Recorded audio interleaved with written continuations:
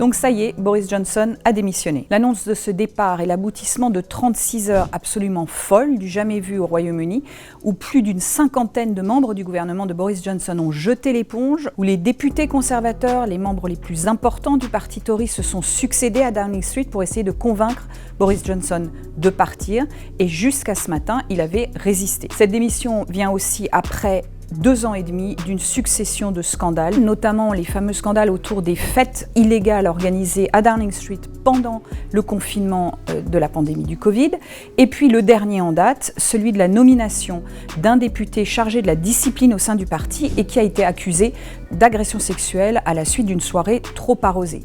Or, cette soirée trop arrosée n'était pas la première, et il semble que Boris Johnson savait, en nommant ce député, qu'il avait des antécédents douteux. Alors pourquoi est-ce que Boris Johnson a résisté autant à l'idée de démissionner? Tout simplement parce qu'il considère qu'il n'a pas à quitter Downing Street.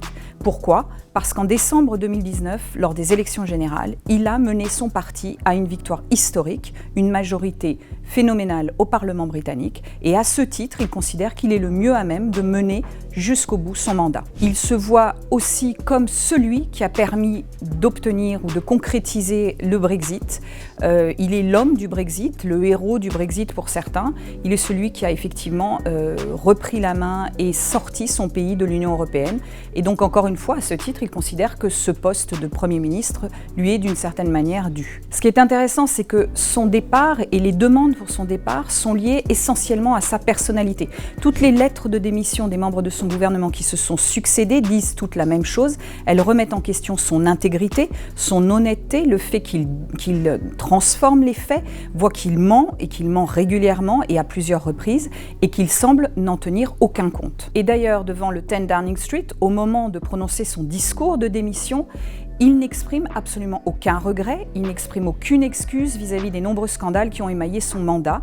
Il le dit à plusieurs reprises, il aurait voulu rester, il est extrêmement triste de ne pouvoir mener à son terme son mandat, mais il a été poussé vers la sortie par ce qu'il appelle la meute des députés conservateurs. Quant aux députés britanniques, pourquoi est-ce que eux souhaitaient le départ de Boris Johnson? Parce que tout simplement, les sondages leur prouvent aujourd'hui que Boris Johnson n'est plus l'homme capable de les emmener à une victoire aux prochaines élections attendues en principe fin 2024. Alors quel va être l'héritage de Boris Johnson? Qu'est-ce qu'il laisse derrière lui?